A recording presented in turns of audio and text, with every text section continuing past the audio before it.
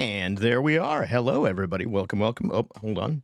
Let me make sure that I'm in the Discord as well. Hello, everyone, and welcome to our weekly book club here on what I'm calling the Idea University. Idea, IDEA. It's a new program that I'm working on for training and coaching people who want to achieve higher results in whatever they're doing. So we started out with streamer development and we've taken it from there to all kinds of different development. So whatever area of your life you want to develop in, whether that is, hey, Risen Phoenix, welcome in. Welcome, of course, Ben and Head of Steel as well. Hey, Brishkar, what's up?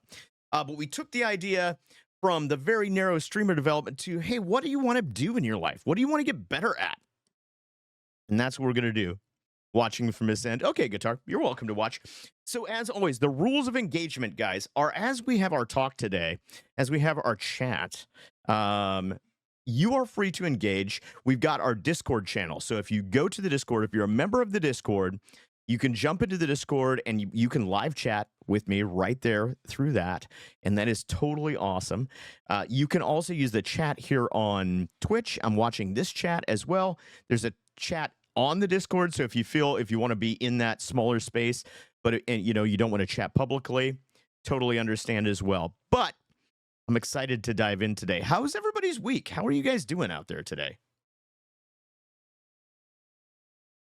How is it going? By the way, the book that we are working through right now is this book right here. It's called Mind Shift. It Doesn't Take a Genius to Think Like One by Raphael McManus, who's a longtime mentor of mine.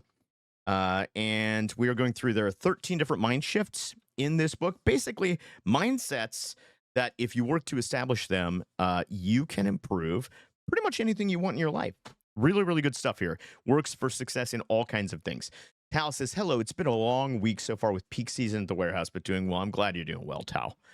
It's good to have you always. Hello, everyone.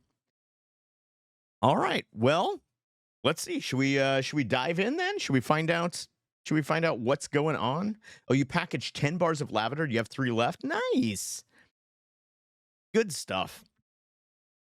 How is everybody weathering the holiday season so far? Are we too early on for it to be problematic? I know that this time of year, the holiday season can be tough because there's just a lot going on. Why is you know what's weird? Oh, none of that's saved. That's fun.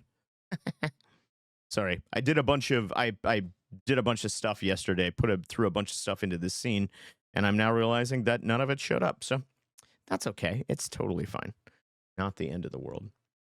By the way, guys, if you are interested, so if for whatever reason you're out there and you're thinking, hey, listen, I'd like a little bit of personal, a little bit of one-on-one coaching, a little bit of help with with some things in my life, maybe just some accountability. Accountability is a huge thing for all of us. I'm glad to talk to you about that. It is one of the things that I do, and I decided just a little while ago to open that up to my Twitch community as well. So if you're in need, or if you think you might be in need, or if you just want to know what it's like to enter into a coaching situation, please reach out to me on the Discord. That would be amazing. Let's see. Brishkar, I haven't been awake this early to catch this in a long time, but happy I could catch it. Wife is working both Christmas Eve. Oh, she has to work both, Benny? That's terrible. I'm so sorry to hear about that. That's the worst. I know that there was a time when I had to work Christmas Day for one of the companies that I was with, and that was not my favorite year. I'm going to be honest with you. It was not the best year of Orpheus's life. So I understand a little bit about that, at least. I can commiserate. Oh no. Well, hey, listen, guys. Let's get it together. Let's get it together. Let's go ahead and jump in this week. The Mind Shift that we read Mind Shift number 4. Now, if you don't have this book, it's totally fine because we're going to talk to you about what's going on in this book, The Life of an ER Nurse. I mean, there's no the true heroes of the world, right, Ben? There's no downtime for ER nurses. There's no time when we're not going to need them. So, super huge shout out to the wife for being a real life hero. We do appreciate that. Much love to her. She is a hero every day, but that does suck. Yeah, it's true. Let's talk about that for a second. Even when we're doing the right thing, in fact, often when we're doing the right thing, things can be difficult for us. A lot of people don't ever get to the next level of whatever it is that they want to do, right? If you're a streamer, you don't get to the next level of streaming. Or if you're in a relationship and you want to get better in relationships, you don't get to that next level. At work, you don't get to that next level. One of the reasons we don't do it is because we don't recognize that with all growth and with all important things, there's a certain amount of discomfort that's involved with that. And if we don't have a constitution that says, I can endure discomfort in order to do the things that are meaningful, then we will never achieve the things that we would otherwise be able to achieve. We cannot achieve the great things in life. We will not be the everyday heroes until we learn discomfort's a sign of growth. It's actually a good thing. But we also have to go into it knowing, hey, things are going to suck. There are going to be some days when things are going to suck. So, absolutely. And what we have to do is when other people are in that space, we also have to recognize, hey, you're in a suck space right now. The space that you're in right now is not fun to be in. And I respect that and I honor that. And as somebody who's in a relationship with you, I want to do everything that I can to minimize how much pain you're going through. But I also want to recognize that where you're at sucks. It's a hard place. So, but again, hats off. Hats off to the wife, Ben. No pain, no gain. You know, it's a cliche, but it's also true. It's literally true. If you think about it, like where in life do you get someplace without a little bit of discomfort? I went to the gym this morning and I did the stupid circuit, which I hate, but you know, it's just one of those things. I prefer just straight cardio. That's how I'm built. I like to walk. I like to run. I like to do that stuff. But I'm trying to change my routine up a little bit. So a couple of days a week, I'm working the circuit, and I hate it. But I also recognize that if I don't do that, I don't achieve the future where I'm healthier or where I'm in better shape than I'm in right now. So you'll pass along the message. I'm so glad for that. Let's jump in, guys. Mind shift number 4. They won't get it until you do it. So and this is not a quiz, but who read this chapter this week? Who had thoughts about this mind shift? They won't get it until you do it. What are some thoughts that you have around that?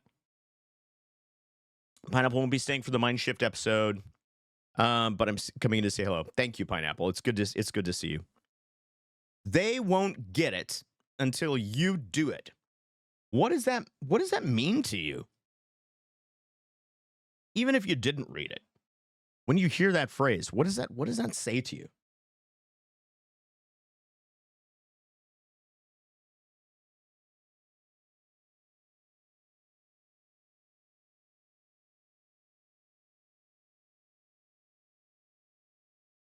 I see typing. That's what I'm like.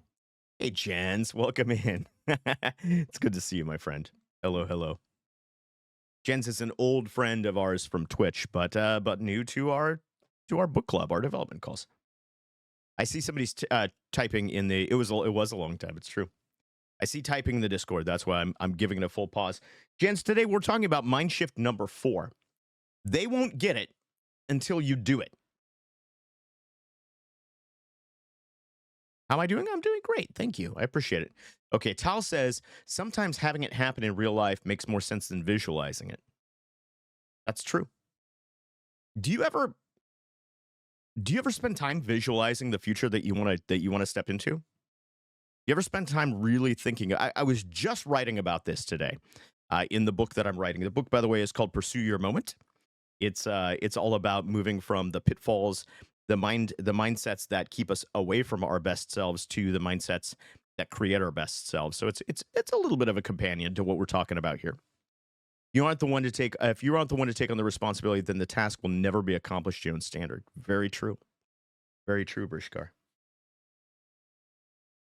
Do you ever spend some time though, like thinking about who that person is, that future person is, and really not just thinking about it as, oh, I wish someday I could make a higher income, or I wish that someday I could have an impact on the world.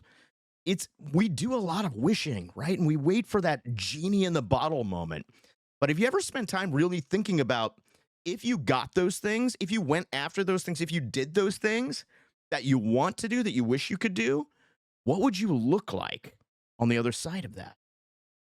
That's something I was thinking about today, and I think there's something there. I think there's something there that if we're able to see clearly who we are on the other side of the adversity and the challenges that come along with growth, that maybe it's easier for us to find a path from being the person we are to the person we want to be. Let's see. Phoenix says some people just won't understand something unless it's applied in a practical sense. This is my opinion, having not read the chapter. That's good. That's true. I took it as you could wait a very long time for everybody else to believe in you because it doesn't matter until you believe in yourself. And there's many different versions to think of us. That's so true, Ben. We're gonna go back to that time and time again, to the many different versions of you that there are. Because there's the you that you think you are, and there's the you that other people think you are, and somewhere in the middle is probably the you that you really are, if you're realistic with yourself. But figuring out how you move from the person that you are to the person that you want to be, that's the arc of success that people who truly accomplish great things follow. Hi, CL. How's it going? I see the motivational speaker coming out of Orpheus. It's powerful. Thank you. I appreciate that. Don't give up. Never give up. Let me read you some stuff here. Let's see here. I'm going to read, you know what? I'm going to read just the first part of this chapter for you. So bear with me as I read you the first, I don't know, page and a half here, maybe. There's a bug in my frame room. So also enjoy that as the fly flies around my head. Get out of here. So it's called Mind Shift number 4. They won't get it until you do it. Tal, I've been looking at house designs I want to put on my farm. Still haven't exactly found the right one, but I found a few that are close. Guess I'm going to have to pull out the architect skills. Nice. You have a fly there too. Maybe it's coming through the screen. I don't know. Here's what it says, guys. It says, I was sitting backstage waiting for my turn to be interviewed for a TV show. The guest who went before me was a renowned expert in leadership, someone whose books I read when developing my own philosophy. I was intently listening as the host interviewed this man, extracting insights from his life and experience. At one point, he used a metaphor that captured my attention. His advice to young leaders was, never be the first to eat the mushrooms.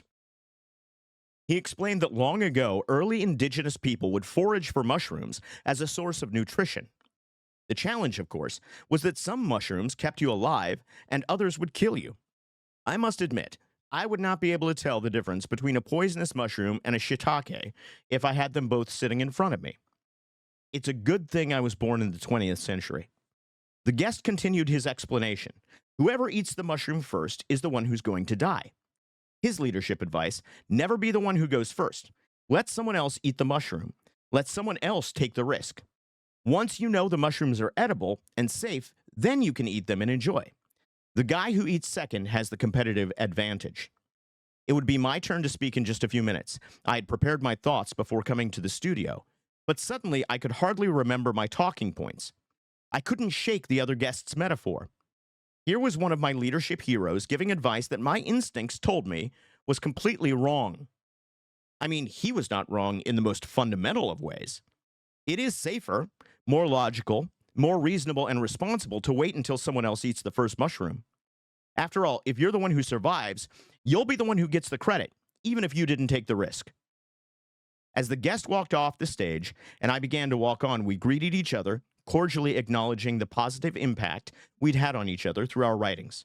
I must confess, I felt deeply honored that he even knew I existed. But there was little time to reflect on that. I was now in front of the camera and the hot studio lights. The host began by asking me the same question. What was my philosophy or approach toward leadership? I began by acknowledging the admiration I had for the previous guest. Then, I thanked him for something unexpected. I told the host that I had just found my life metaphor.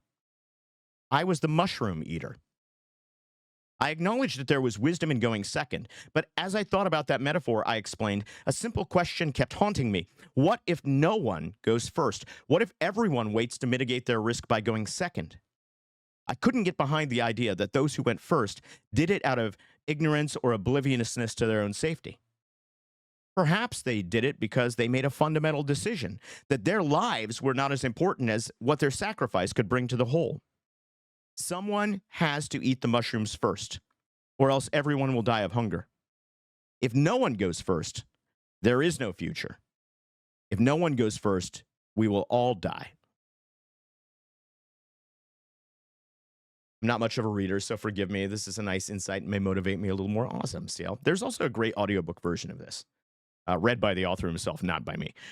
Clearly, there is an audiobook. The hungriest is the guinea pig.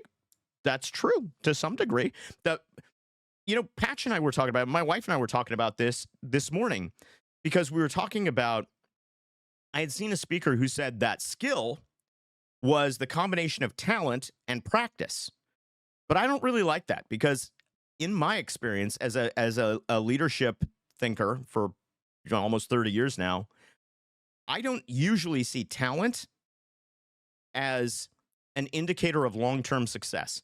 People who are talented can succeed in the short run, but it's not enough to carry them if they don't have something else. And I've also seen people who don't have talent, who have done absolutely amazing things in fields where they didn't have innate ability. And the difference, I think, is intention, right? It's not talent, it's intention. The talented person who says, I'm going to become the best in the world at this, their intention is what drives them to develop the skill. The person who does not have latent talent, but says, I want to be good at this because I think it's important, that allows them to put the practice in to develop the skill. So it's all about intention, right? And I think that's a little bit of what Erwin's talking about here is the intention of the person who eats the mushroom. It may be driven by just hunger, right? It may be driven by stupidity, but it's the intention that drives the action, and it's the action that drives the impact on the world. So think through that in your head, right, a little bit. How does my intention lead to my actions, and how can my actions lead to impact the rest of the world? What I take from that is having the courage to take the step. That's exactly it. How often do we talk about that, Brish? About the people who don't succeed are the people who never start. Like, you want to grow a huge followership on Twitch. You want to get wherever you want on Twitch. That's great. Push the go live button. That's your first challenge. If you don't overcome that, if you don't push the go live button, then you're not going to do it. It'll never happen for you. And if you push it, maybe it won't. But you're that much closer if you push the go live button than if you don't. Let's see. Tal says, courage is being scared to death, but mounting up anyways. True. Courage, a common phrase. Courage isn't the absence of fear, but the action in despite of fear, right? Don't be afraid to take that first step. Do I only see but your video is going behind? I don't know. Maybe. I hope not. I apologize if it is. Let's see. Maybe it's off a little bit. This is a new scene, so I don't think I've actually synced the mic up to it. So I may have to do that after the fact. Thank you for reminding me. I appreciate that. Here's some quotes. Here's some other quotes from the book that I read. I want to talk about these a little bit. On page 51, he says, the full measure of your gifts and talents and potential in life cannot be actualized if you're not willing to step into risk. You guys have already said that, right? It's all about the first step. Think about, did you ever, when you were young, did you have this experience? When I was young, there was a community swimming pool, little tiny town in Kansas, like 1,500 people in southern Kansas. And there was this community swimming pool. And at the swimming pool, if you can picture this in your head, right? The cement, the kids running, the lifeguards yelling, don't run. There's the kiddie pool off in the one corner. You've got the big pool in the center. And then down at the end of the kiddie pool, what do you have? You've got diving boards usually, right? You think Twitch is having a moment? That's also possible. You have diving boards. And at this particular one, there was a regular diving board that was, just a few feet above the level. But at this one, there was a high dive, right? And when I was 8, that high dive was like 300 feet tall. Now, it wasn't, right? There's no high dive that probably is 300 feet tall at a community pool that bottoms out at like 10 feet. But to me, it was 1,000,000 feet in the air. It was the most unimaginably high thing I'd ever seen. And do you ever remember stepping up to the edge of that high dive and looking down? What does that feel like? When you have that memory, what is the feeling that goes along with that?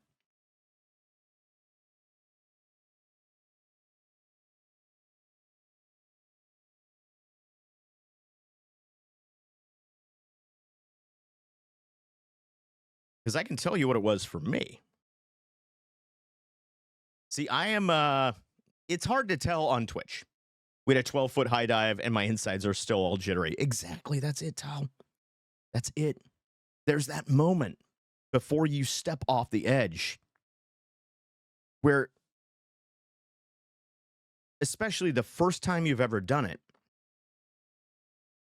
the scary thing is not even the moment itself, but it's the unknown, right? It's not knowing.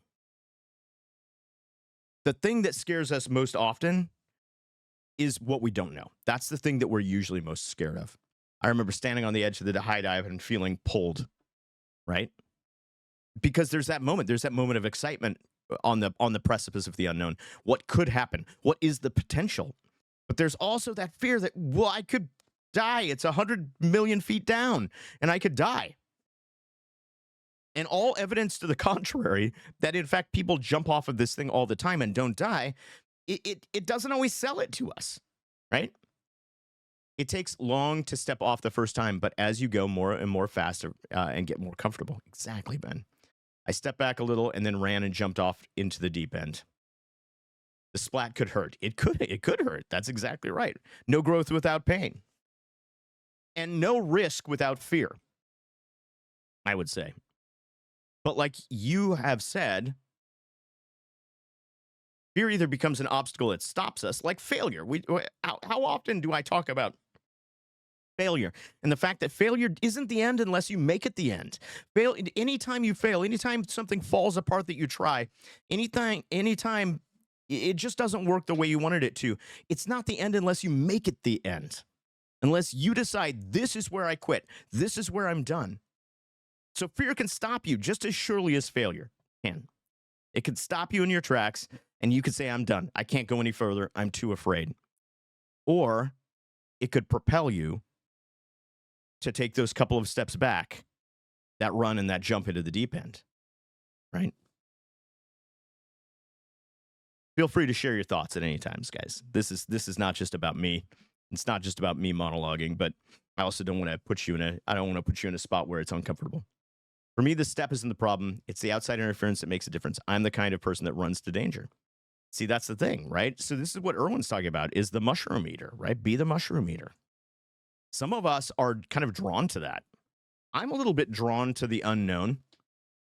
I haven't always been. I was a pretty cautious child. But as I have grown up, I've found that there's so much reward in stepping off that diving board or in eating that mushroom that I'm like Brishkar. I seek it out. I look for it now. And I think that becoming that mushroom eater, becoming that person who actively looks to take that step, I think there's a world-changing property there. Hal says, husband is home, so you may not like what I have to say. I don't want to start an argument. He likes to eavesdrop. That's okay. You don't. We definitely don't want to start arguments. Page 51, Erwin says, we spend much of our lives making decisions that we believe others want us to make. I often push myself and push others without noticing if I'm pushing too hard. Ben, there's a lot to unpack there, right?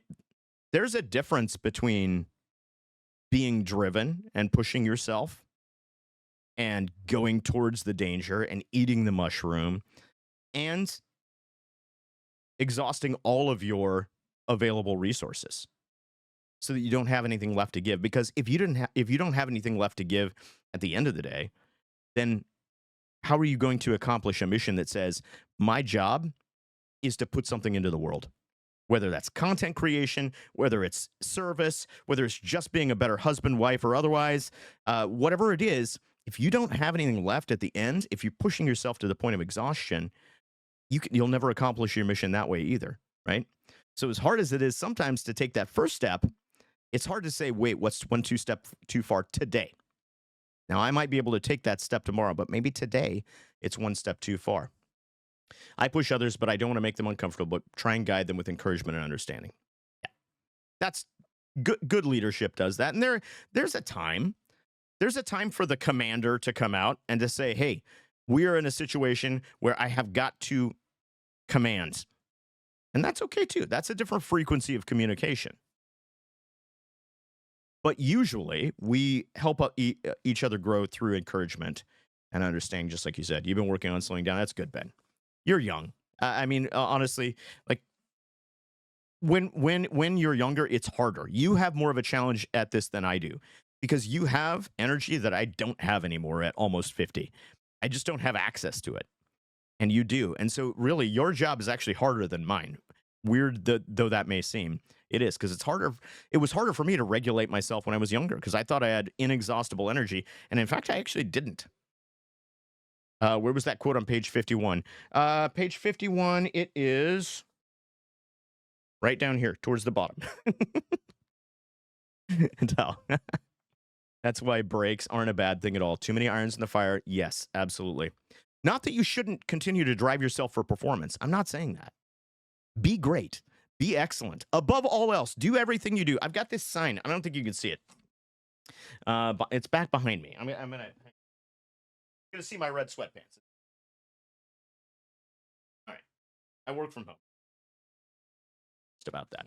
Okay, but this sign, I bought this sign because I love this. My mistakes happen from when I'm moving and thinking too fast, not processing. Point. I work a normal job. I'm a father and a streamer. That's a load. That is a load. That's a load in itself. Prior military and not the drill sergeant type, but the trainer type. That's good. Believe in everyone I'm around, training them to take my place in the future. That's strong leadership. I keep running out of energy due to everything I've been doing and everyone I've been helping. Yeah, CL, that's the thing is, again, you've got to, there comes a time when you have to look at yourself and say, I need to recharge. And I'm not saying you stop putting things out into the world. I'm not saying you ever stop that, but maybe you take a step back and evaluate. If I have 50 things to do, maybe I don't try to do them all today. Right? Cowboy, you're here in the stream in Discord. I made a mistake and forgot about this stream. Like I didn't. That's okay. Yeah, it was my bad. It's all good, dude. I feel bad because I didn't really read to this point yet. That's okay. With how busy I've been. We may. I mean, honestly, we're like, it's 2:00 already, and we've barely gotten into this. This is some good stuff. So, we may stretch this out. So you have that quote, the second quote about making decisions. Okay, yeah, I'm gonna get to that in a second. I want to show you the sign. Move fast and break things is a strategy. Ram strat is best strat, as we say in Sea of Thieves. Being self-employed isn't as bad since I can actually take my own breaks now. That's good, CL, if you're able to regulate it. I love this saying right here. How you do anything is how you do everything. I keep this in my visual range at all times. How you do anything is how you do everything, because if I say, you know what, it's okay, Ram strat, exactly. If I say it's okay, I'm just not gonna do that well. I'm gonna let that thing go. Then there's a possibility that I could let that thinking bleed into anything that I do. And there's a very big difference between saying I'm gonna strive for excellence and perfectionism, because for perfectionism is all about the inward concept of wanting to be measured. The perfectionist only cares about the measurement, right? But the person who strives for excellence strives to make sure that whatever they do it to the best of their ability. Two different things. Two very different things. Let's get back to that quote. Being the first one to eat the mushroom is definitely a Ram strat. Yeah, Erwin McManus would be a Ram strat pirate. There's no question about that. Let me read this quote to you again, because I want you guys to react to this real quick. It is this. And there's two quotes, actually, that kind of go back to back. One's on 51, one's on 52. But here's the one on 52, or on 51. We spend much of our lives making decisions that we believe others want us to make. And then the quote that goes along with it on the next page is, a huge part of self-leadership is breaking away from the gravitational pull of others and finding the courage to become the most unique version of you. So talk to me, react to that quote. We spend much of our lives making decisions that we believe others want us to make. React to that for me, guys. Because this is a big one. 100% placing your values in other people's opinions, such as my parents. That's a big one. I mean, And Erwin mentions that, right? yeah, when I hear it, I think, I want to make people proud.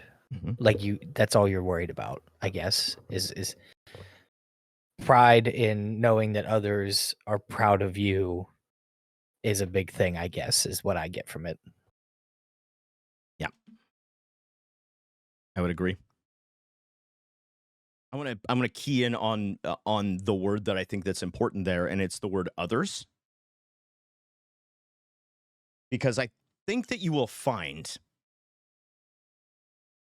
if you look at people who do anything great, if you look at the greatest athletes in the world, if you look at the great surgeons and the great artists and the greatest of the great, and if you ask those people what drives them to be great, it is not going to be the opinions of others.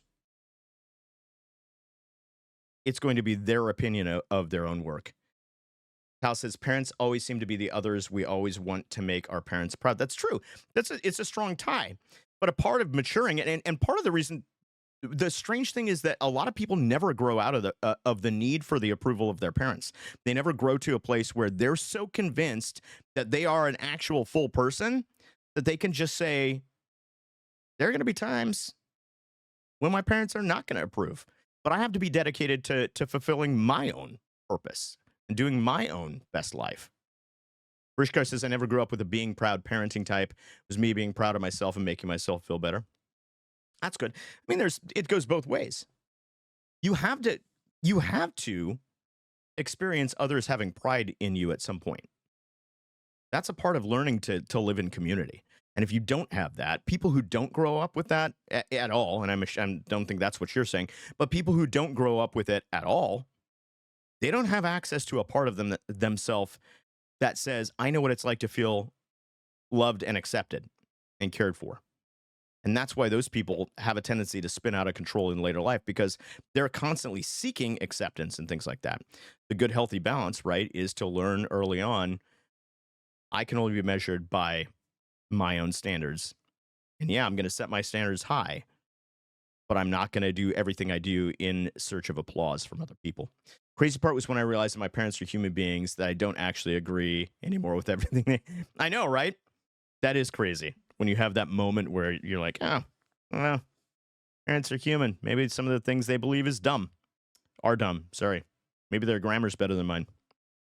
The second part of this quote, or the second quote that I mentioned here, a huge part of self leadership is breaking away from the gravitational pull of others and finding the courage to become the most unique version of you. What do you think about the concept of self leadership? This is kind of the first time that he's mentioned this, and I hadn't thought much about it. But what do you think about the idea of self leadership?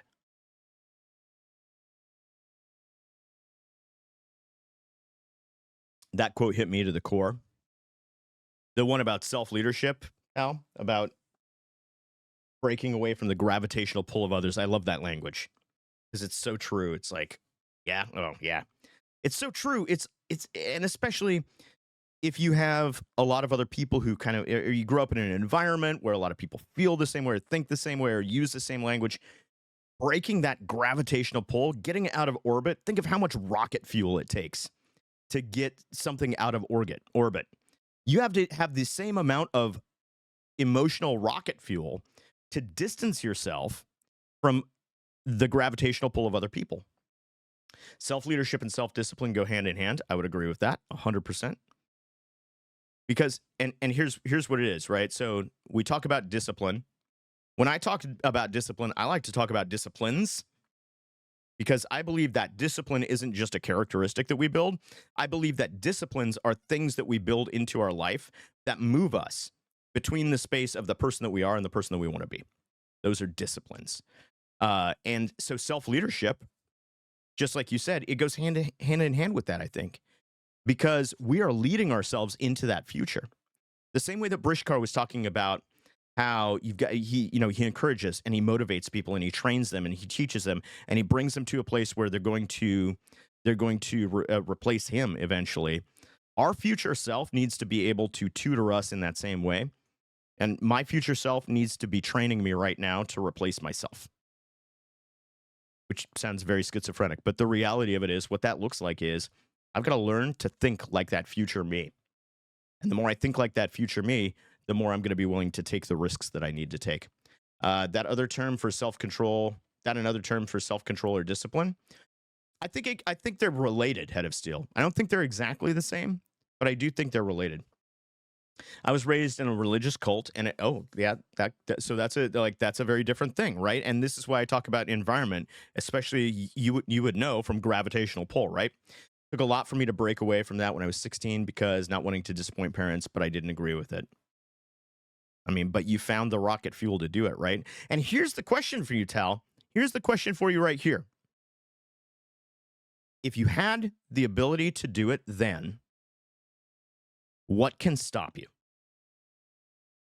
If at 16 you had the emotional rocket fuel to break away from a religious cult, which is it's a culture that is very controlling, that's got heavy gravitational pull. I mean, we're talking about the planet Jupiter here. If you had the emotional rocket fuel to break away from that at 16, what can't you do? And my answer is probably almost nothing that you set your minds to. So I hope that you look back on that, and I hope you use that as a moment in your time, in your timeline, where you can go back and say, that was it. This was how I did it. I was successful because of the choices that I made, and I did it. So that's amazing. Brish says, I'm an integrity type of person, doing what right is to my moral code, even when no one's watching. Absolutely. That is 100% integrity, and not seeking the attention of doing it. I mean, that's it, right? And here's the weird thing about it, guys. In my experience, at least, your mileage may vary. I don't think it will. When you dedicate yourself to doing right, when you dedicate yourself to a code of excellence and to really pursuing excellence in what you do, you're going to get attention. It's going to happen. Sometimes it might even be the wrong type of attention because sometimes people are jealous of people who behave that way. But you will get attention if you're dedicated to a moral code and if you're dedicated to a code of excellence. You're going to get attention. It's not going to come maybe right at first, but the difference between it lasting and the difference between it being temporary is whether or not you did those things for the attention or whether you did them because of that moral code. And that's the difference that Brishko is talking about. There's nothing that can stop me but me. I agree 100%. We all have obstacles in our life. Nobody enters on an even playing field. Come on, that's ridiculous.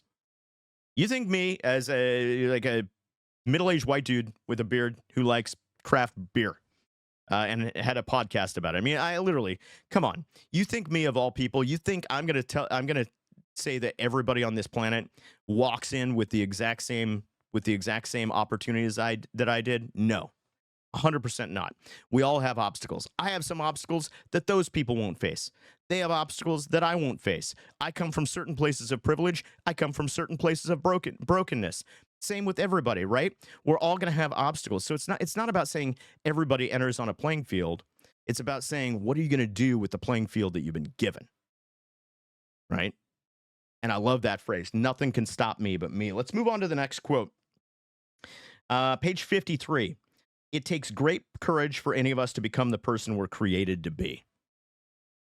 I think we covered this. Exactly. I think we covered this, right? It does. It takes great courage. We talked about what courage is. Courage is not the lack of fear. It is acting in spite of fear.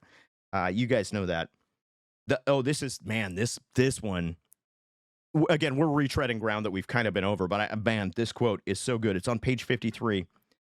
He says, the people who love you the most may be the most terrified when you decide to leave what you have or what you long for. The people who love you the most may be the most terrified when you decide to leave what you have or what you long for. How crazy is that to think about that? That the people who you actually matter most to them and probably they matter most to you. Usually that's the way it works. But those are the people who are going to have the greatest degree of fear when you step out into the unknown, when you've moved from where you are to where you're supposed to be. Why do you think that is? Why do you think that we manifest that kind of fear for people who are changing?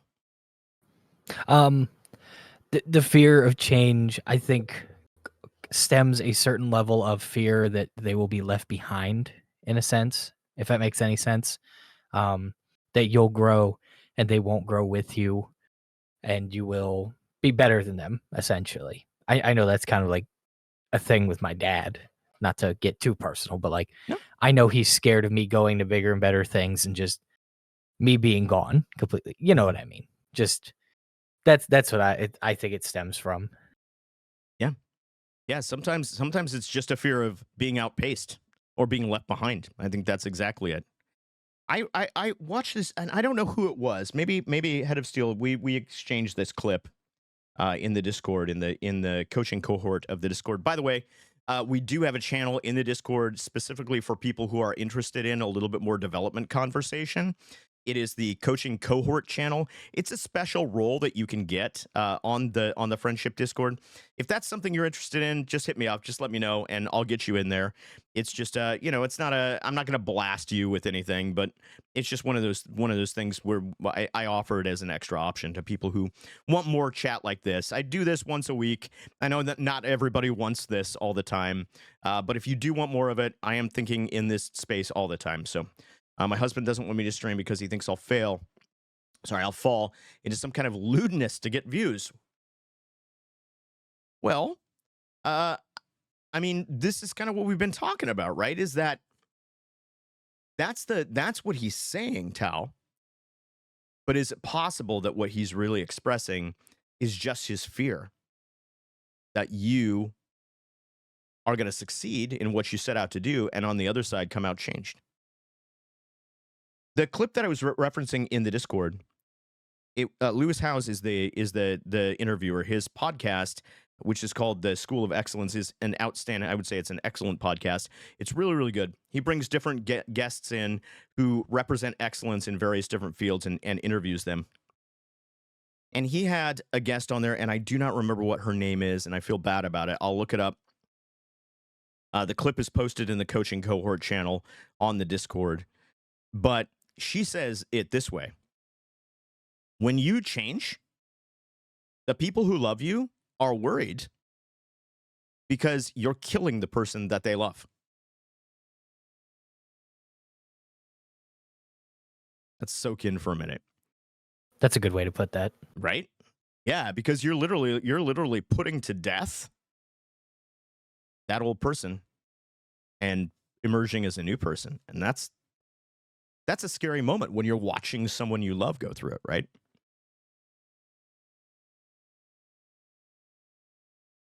I was also I was writing about this today. This is very much in my thoughts. I was writing about this today, but there's this moment where people are really honestly just worried for you. We we do a lot of attribution and we do a lot of thinking, oh, they want to keep me back or they want to keep me down, and sometimes that's the case. Sometimes it's absolutely the case. But I think there's a moment when people look at you and they say, well, what if you don't succeed? What if you fail at this thing, or this big goal that you set for yourself? What if you don't reach it? And they don't want you to feel bad. They don't want you to get hurt. They don't want you to take the damage from it.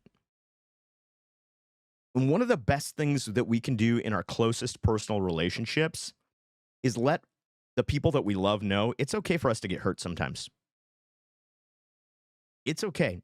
We talk with this with my wife all the time. It's okay for me to fail. That's all right. It's okay for me to be uncomfortable. It's okay for me to have a tough day. That's all right. I appreciate that you're here for me, but I'm not going to let it hold me back from becoming the person that I need to be. And she supports that person that I need to be as much as she supports the person that I am today. So if I can give you any advice there from a relationship standpoint, it is this: build into your closest personal relationships the idea that you are going to change. It is going to hurt, and it's okay. Let's see. I have changed since we've been together, but I haven't changed at my core. That's key, right? Being able to communicate what your core is so important. When I watched that, it just made me think about my partner and committing to growing together, but with family, it's nature at its core. Yeah, yeah, very true. So yeah, so I guess if I'm making a recommendation there, other than just again being communicative with the people who are most important to you, it's this: have some patience with people, have a little bit of empathy, and understand that their fears are also motivating their actions, but never let their fears motivate your actions. You must change. You must choose, he says on page 54, between acceptance and uniqueness. If you are required to be anyone except yourself to be accepted, the price is too high. Again, I read this. If you are required to be anyone except yourself to be accepted, the price is too high. Have you ever encountered a space where you couldn't be yourself and be accepted in that space? I'm going to read Brishkar. I think there's that. I think if that is a fear that they have, try and reinforce that you have a moral obligation to yourself to stay out of that trap. I'm not sure if that comes across. No, I think you're right, Brish, and I think what you're saying is exactly it, right? That you've got to be able to be honest with people,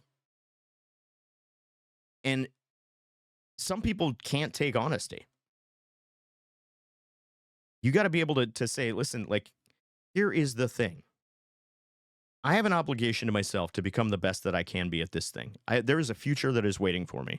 We could go back to the previous scene, right? You have a moment of greatness that is waiting for you, but it is not coming for you. You must pursue your moment, right? And so you have an obligation to let people know I'm in pursuit of my moment, and I'm going to stay on the rails as best as I can, but it's going to be dangerous sometimes. I'm going to eat a mushroom sometimes, and you're not going to like that because I might die. But you've got to support me eating the mushroom because it's what I need to do to become who I need to be. Honesty is the policy. How can you grow if you're not living in reality? 100%. Honesty is the best policy. Yeah, it's true. In varying degrees. When your wife asks you, how she looks when she gets up in the morning,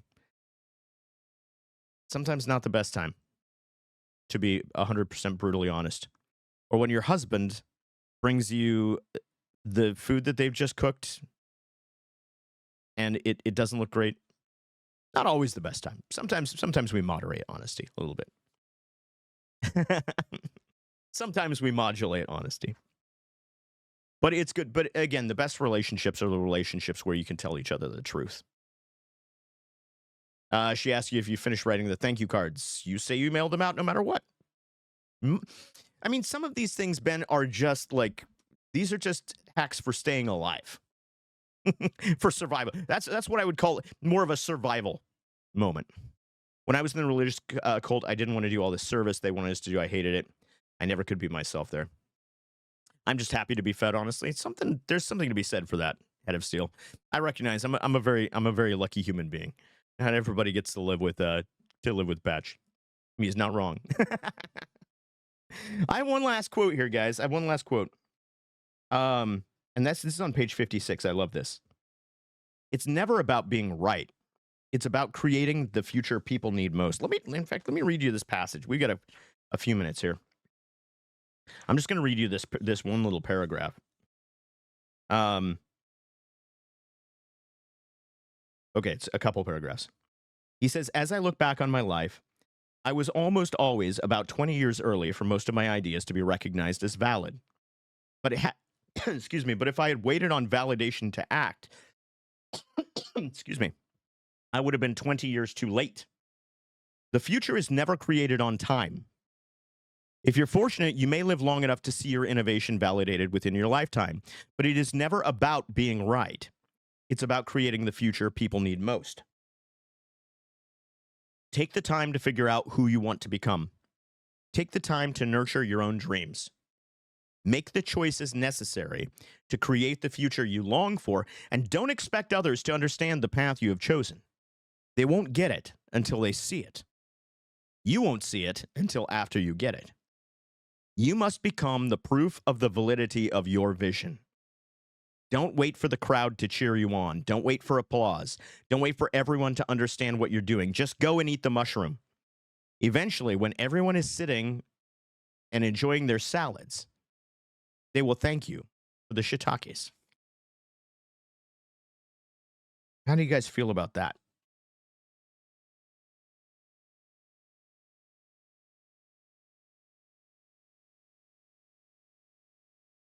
It's not about being right.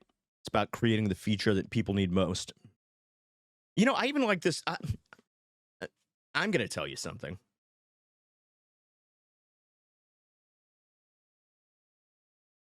We talk a lot, and I'm not knocking this,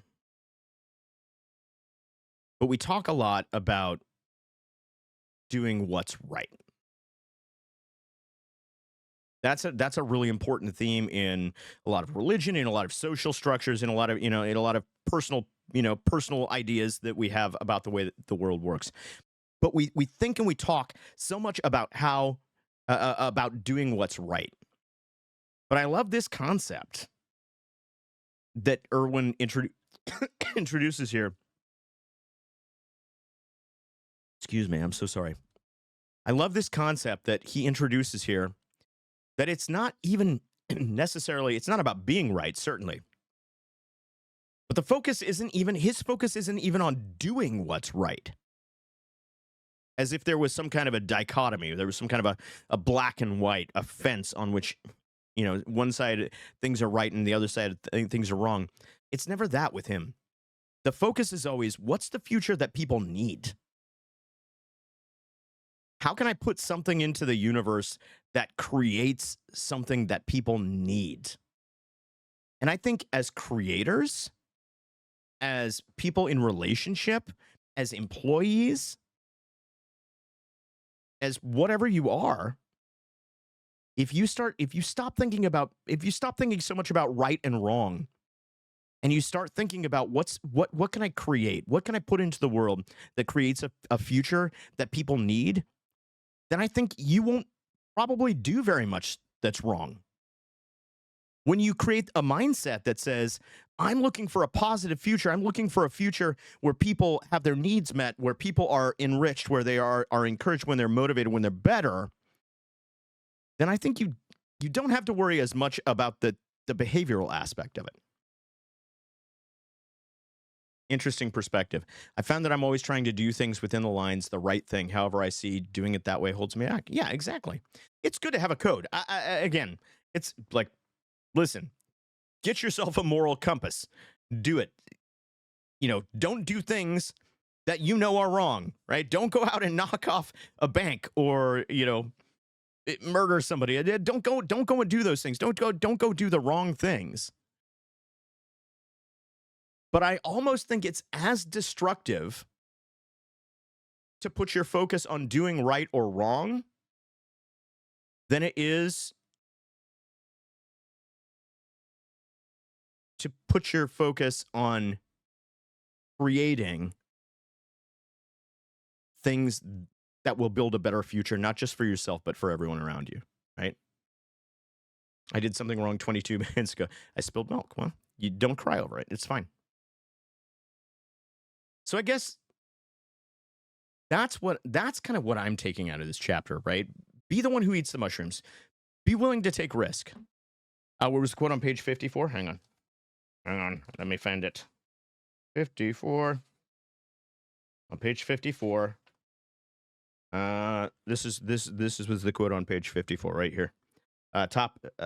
Second paragraph. You must choose between acceptance and uniqueness. If you're addicted to affirmation, you will become a reflection of yourself rather than a genuine version of you. It may seem a bit overdramatic, but this really is a matter of life or death, or at the very least, a matter of life or existence. We talked a lot about life or versus existence in the early chapters of this book. How it's not enough just to survive. It's not really even enough to thrive, right? We use that surviving or thriving. It's not even really enough to thrive, but it's about creating the future. Human beings are the only animal on the planet that are capable of creating a future. We're the only ones that think about it, that are capable of that level of thought, that level of communication. It's unique to us. if you're not thinking into the future, if you're not actively creating a future, you are acting as something less than human. Think about that, right?